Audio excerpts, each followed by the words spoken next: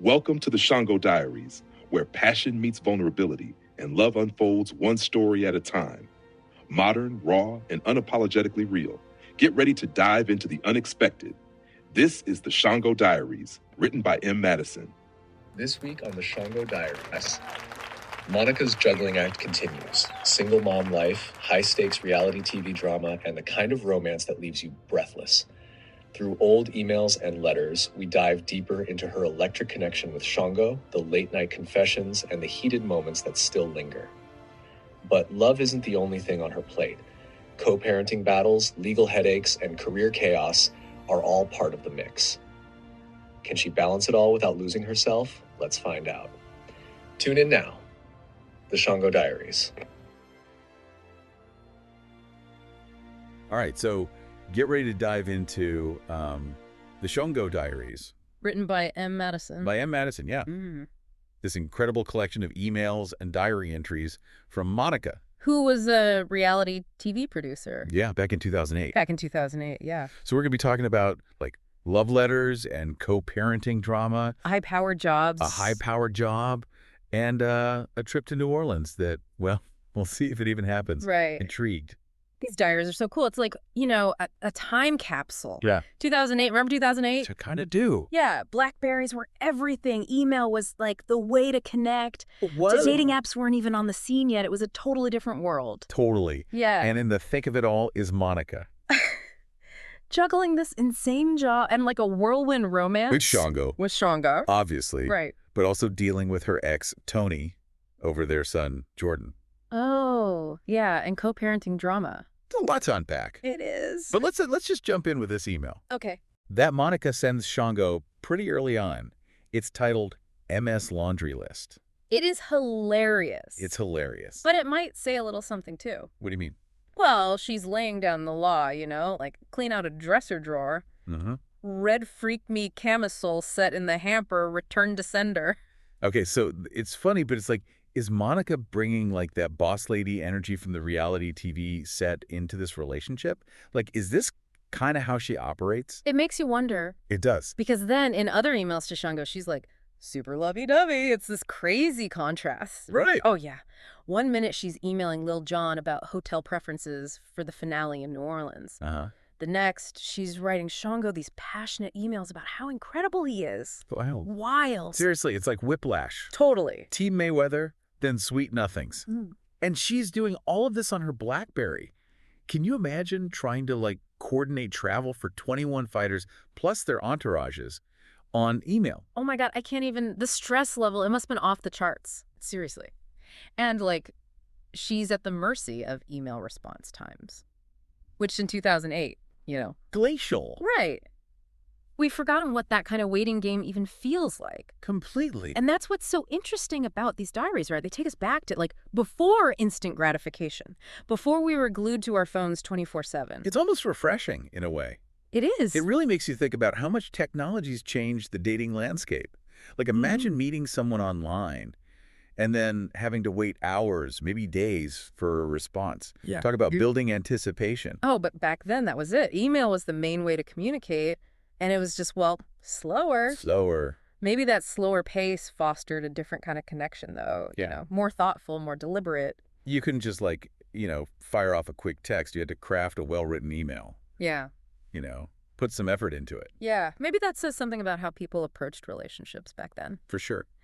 Okay, but we got to get back to Monica and Shango. Oh, yeah, because things get, well, pretty steamy. And I mean, steamy. Those emails are definitely not for the faint of heart. No. But you know what I find interesting is they reveal a lot about the power dynamics in their relationship. Oh, okay. For example, there's this one email where Monica says something like, "It's my right to take it when I want it." Whoa. Okay, that's a pretty bold statement. Yeah. But does this, like, is this a pattern in their relationship? You know, with Monica being this high-powered producer. Yeah. And Shango being, well. Yeah. And what makes it even more interesting is Shango's response. He basically says, clearly you've transferred some of your issues from the office over the bridge and into this relationship. Like, he's calling her out for bringing her work persona into their personal life. Wow, he did not hold back. But maybe he has a point. I mean, Monica's constantly juggling these crazy work demands, right? Yeah. Dealing with, like, Lil Jon and T. Mayweather? Yeah, Some of that's bound to spill over. totally. It's like we're getting a front row seat to their relationship therapy session through these emails. Seriously. And speaking of drama, let's not forget Monica's ex, Tony. The co-parenting situation, it's a whole other layer of stress. Right. We see these tense email exchanges about Jordan, their son, and custody arrangements. This is all happening as she's, like, falling for Shango. Yeah, talk about a complicated situation. It's a lot to handle. And then there's the big question looming over everything, the New Orleans finale. Monica's supposed to go, but she's having second thoughts. She is. And as we go through these diaries, we're going to be looking for those clues. Is it work stress? Did Shango say something? Is her fear of doctors flaring up again? Good point. The mystery deepens. But you know what else is interesting? Monica's relationship with her best friend, Todd. Their emails are so different from the ones with Shango. They're more casual, more supportive, filled with these hilarious inside jokes. Right. It's like even in all this chaos, she has this solid support system. And those emails with Todd give us this different perspective on her personality. Like we're seeing the real Monica, Yeah. the one who lets her guard down. Right. And we see that dynamic play out as things with Shango unfold. Remember that email where she tells Todd, he said, don't have sex with anybody? Oh, yeah, that was classic. It really shows the difference between the advice you get from your best friend Totally. versus, someone you're romantically involved with. Completely different. Nah. But we're going to get into all that in the next part. Yes. So stay tuned because we're just getting started with the Shango Diaries. Those emails between Monica and Todd, they really make you think about how important it is to have a good support system, especially when you're dealing with, like, a new relationship, tough job, and co-parenting. Todd's like her rock, someone she can always depend on. Totally.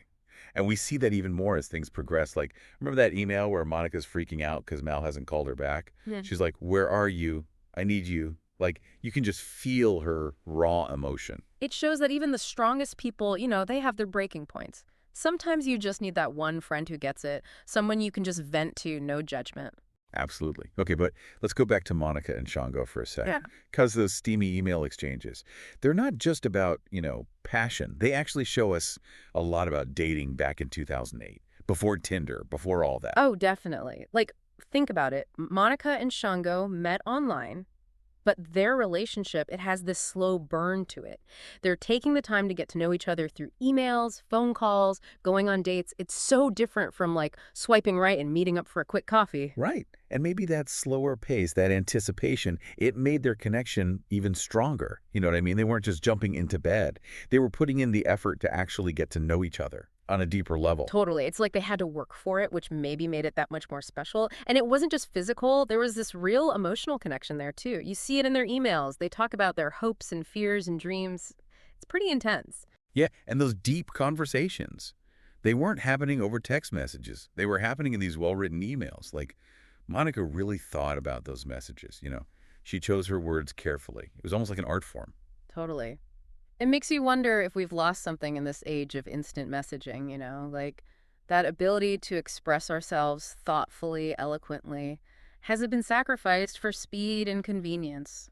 It's a good question. I mean, texting's great for planning stuff or sending quick updates, but when it comes to building real intimacy, having those deep, meaningful conversations, maybe email is actually a better tool for that. It's something to think about, for sure. But let's not forget the downsides of just email, though. Remember how frustrated Monica got when Mal didn't call her back? Sometimes you just need to hear someone's voice. Like, feel that connection right away. For sure. And that brings us back to Monica's big dilemma. Will she go to New Orleans or not? We know she's having doubts, but why? Is it the stress from work, the drama with Tony? Or is there something more going on with her and Shango? It's the big question, right? And as we keep going through these diaries, we're looking for clues. Is there something holding her back from really committing to this relationship? Or is she just scared to take a chance? Exactly. So get ready because things are about to get even more interesting. It's kind of crazy going deeper into these diaries. Yeah. Monica's life is like this whirlwind of contradictions. Yeah. She's this tough producer who can deal with like Lil Jon's crazy demands. But then with Shango, she just melts. And, trying to co-parent with Tony on top of it all. Exactly. It's like she's living multiple lives at once. The career woman, the lover, the mom. It's fascinating to see how those roles like clash sometimes. Absolutely. Like there's this email where she tells Shango, I have to like let it go when I walk through the door Right. and not think about it till I'm back at the office. But you can tell she doesn't always succeed. The stress from work, the drama with Tony, it all spills over into her relationship with Shango. And it makes you wonder if that's part of what's stopping her from going to New Orleans, right? Is she scared to just let go and give in to this relationship? Or is there something else? Maybe it's a mix of things. We know she's got that fear of doctors, and the whole thing with Tony and co-parenting, it's definitely stressful. Plus, she's got this insane job. It's no wonder she's feeling overwhelmed. Right, it's a lot. And it's interesting to see how she copes. Sometimes she goes to Brooklyn to be with Shango, looking for comfort. Sometimes she turns to Todd for advice and support.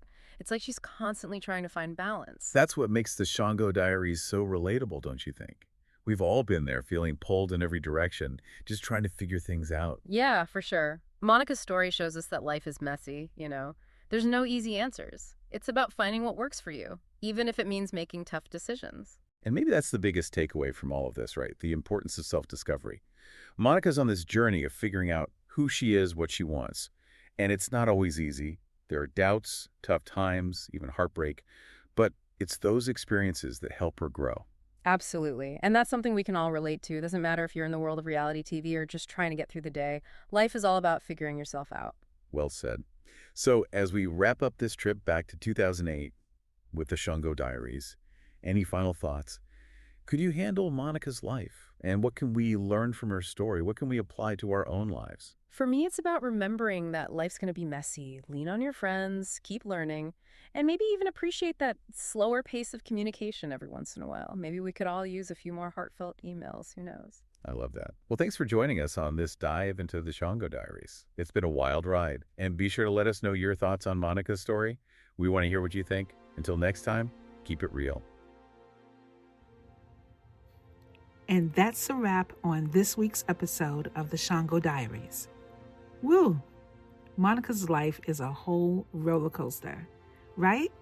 Love, work, co-parenting drama. She's got her hands full. But trust me, it only gets messier from here. I'm Madison, and I appreciate you rocking with me on this journey. If you're loving the drama, the romance, and the realness, make sure to share and drop a review. I want to hear your thoughts. Until next time, stay bold, stay messy, and keep chasing what sets your soul on fire. See you later.